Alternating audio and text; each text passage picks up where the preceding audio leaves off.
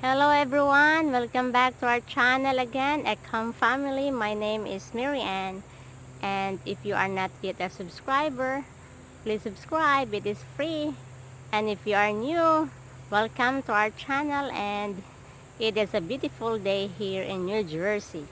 It is past 2 o'clock in the afternoon and it's sunny.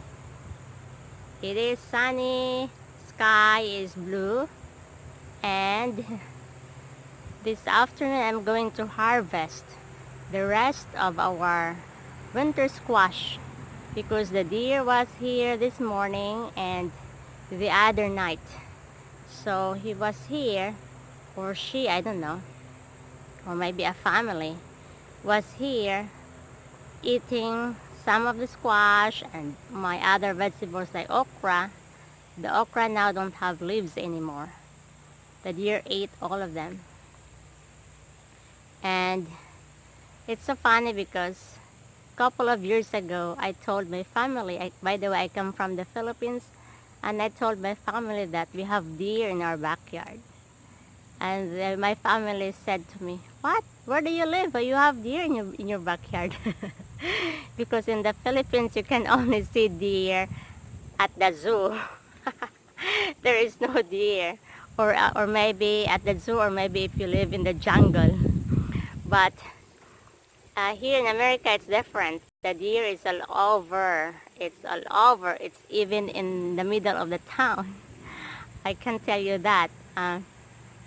The town next to us in the evening, like 6 o'clock, 7 o'clock, lots of deer at the side of the road. So here in America, lots of deer. And I am not against deer.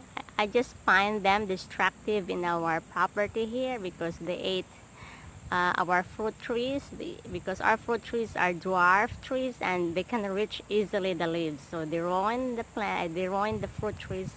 And even in the winter they eat the bark. So what happened if the deer eat the bark of the fruit trees? The trees will die. And even though our garden here has a fence, they jump over. So they jump over and go inside. So far, early and middle summer, the deer did not bother us. Did not bother the vegetables here in the garden, but this time it's getting chilly and fall is coming in a couple of days. I noticed the deer just came inside the garden and ate the vegetables here that we have. But my vegetables are like that. The broccoli and Brussels sprouts, I covered them with netting. I think the netting protects the plants from the deer. It seems like the deer did not uh, disturb those plants with bug netting over it. But the one in the middle there, with without that one there, without bug netting, these are radish. I have the radish, kohlrabi, turnips, and carrots. I think I'm going to cover that tonight with bug netting, so it might, you know, just in case the deer will come over here again. Who knows? Uh, so it will keep away the deer, hopefully. My husband chased the deer last night several times, and I checked too several times last night here because the deer, I don't know if the deer sleep. It seems like the deer doesn't sleep. So by the way, I'm going to harvest all the squash because I plant the squash for my family, not for the deer. So, and the deer has a lot of grass there to eat, but they know that there is goodies here inside the garden, so they come over here. They came over here for the last couple 2 nights ago, early this morning and the other night. So let's start harvesting. Let's see how many we can harvest. The squash is behind me. That's the squash there. So I have also another patch of winter squash in the other side, and I'm going to harvest that too. So let's start. Thank you. Please don't forget to subscribe. And that's it. When you harvest your winter squash, don't forget to bring your pruner. Pruner is sharp so that you can cut the stem of the squash. You need the stem like 2 inches above the fruit so that the squash will store quite long in the shelf or in the cellar, because without the stem the squash is prone to bacteria or something like that. It will go rot easily, so you want the part of the stem like 2 inches above the fruit. So let's start.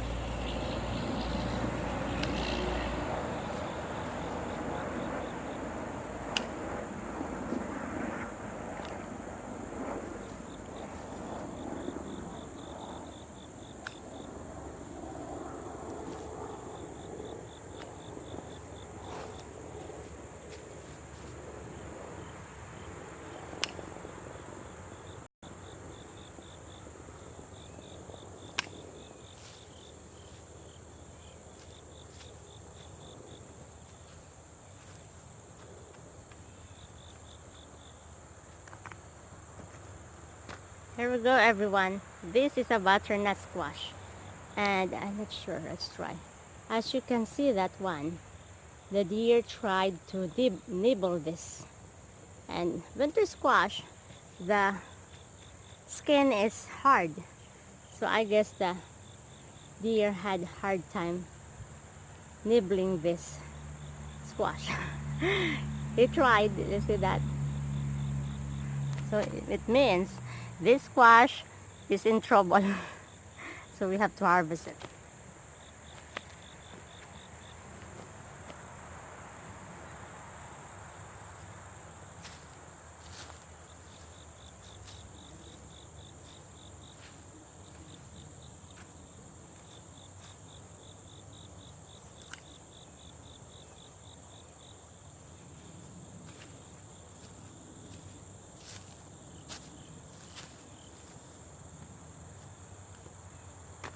I'm going to show to you, everyone, another kind of squash. This is a sweet dumpling. I think I have only 2 fruit of the sweet dumpling.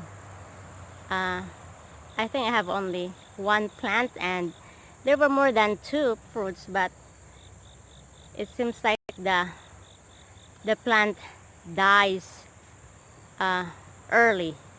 So that's why I have only 2. I have this one. I have another one in there in the vine. And I haven't tried this kind of squash. There are small squash, maybe a pound. So this is called sweet dumpling squash. I hope this is sweet. From the name itself, sweet dumpling, so maybe it's sweet. So let's see.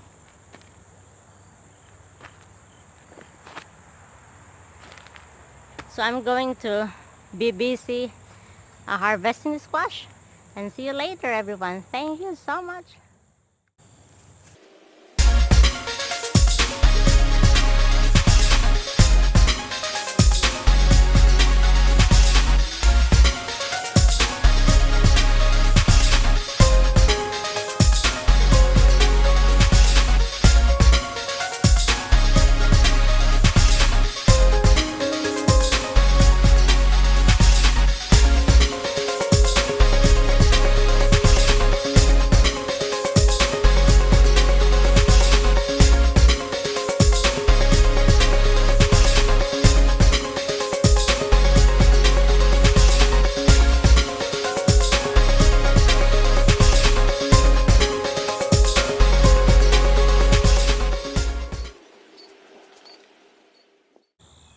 Alright, everyone, These are the squash that I harvest in this area here, in this patch, and in this patch here. And I think I have here mostly butternut. Two of them are sweet dumplings, that one there, and one is a Thelma Sanders squash. That's a Thelma Sanders squash, and these are acorn. The green ones are the acorns. And let's see how many squash we have here.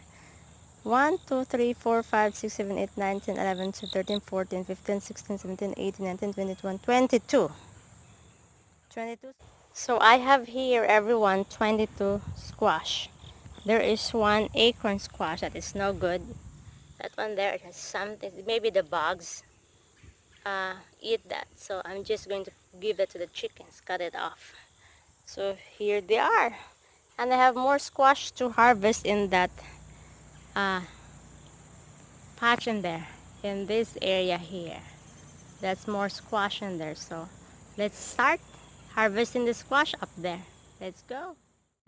I'm going to harvest the winter squash behind me. That's another patch of winter squash in there, and then let's see how many winter squash we can harvest. Let's see if this one is much more squash than the one we just harvested a few minutes ago.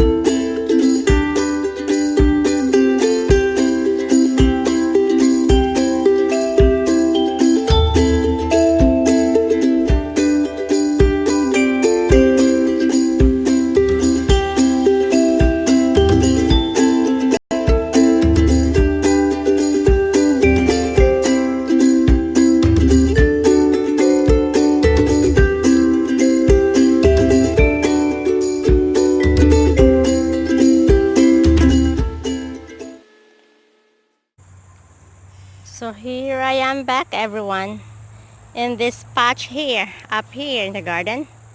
We have this mini squash.